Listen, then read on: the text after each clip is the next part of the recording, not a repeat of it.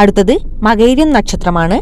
ഇടവക്കൂറുകാരായ മകയിരം നാളുകാർക്ക് ജീവിതം പുഷ്ടിപ്പെടുന്ന കാലഘട്ടമാണ്. ശനിമാറ്റം 11ാം ഭാവത്തിലേക്കാകിയാൽ കർമ്മഗുണം ഉണ്ടാവും. ചെയ്യുന്ന പ്രവർത്തനങ്ങൾക്ക് ഉയർന്ന പ്രതിഫലം ലഭിക്കുന്നതാണ്. ഉദ്യോഗസ്ഥർക്ക് പദവിയിൽ കയറ്റം, വേതന വർധനവ് എന്നിവ കൈവരും. മത്സരാധിഷ്ഠിത കരാറുകളിൽ വിജയിക്കും. പ്രണയ സാഫല്യം ഉണ്ടാവുന്നതാണ്.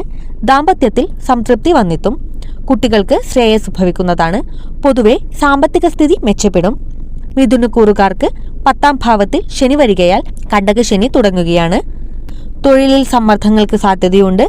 നിലവിലെ തൊഴിൽ ഉപേക്ഷിച്ചുകൊണ്ട് പുതുതൊഴിൽ തേടുന്നത് ഗുണകരമാവില്ല. വിദേശത്ത് ജോലി ലഭിക്കാം. വലിയ മുതൽ മുടക്കിലുള്ള ബിസിനസ്സിന് മുതിരാതിരിക്കുക.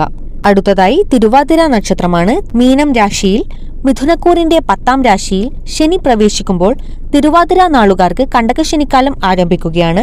ചെറുതും വലുതുമായ തൊഴിലുകൾ, സ്വയം സംരംഭങ്ങൾ എന്നിവയെല്ലാം ഏതെങ്കിലും തരത്തിൽ ബാധിക്കപ്പെടാം. സർക്കാർ കാര്യങ്ങളിൽ തടസ്സങ്ങൾ വരാനുള്ള സാധ്യതയുണ്ട്. ഉദ്യോഗസ്ഥർക്ക് തൊഴിലിടത്തിൽ സുഗമത കുറയുന്നതാണ്. നിലവിലെ സ്ഥിതി അതുപോലെ തുടരുകയാവും അഭികാമ്യം.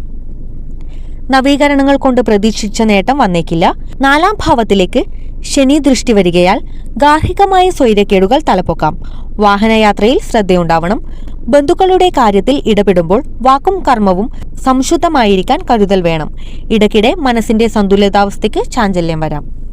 ഓം നമഃ ശിവായ. ഈ ചാനൽ സബ്സ്ക്രൈബ് ചെയ്യാത്തവരാണെങ്കിൽ സബ്സ്ക്രൈബ് ചെയ്യാൻ മറക്കരുത്.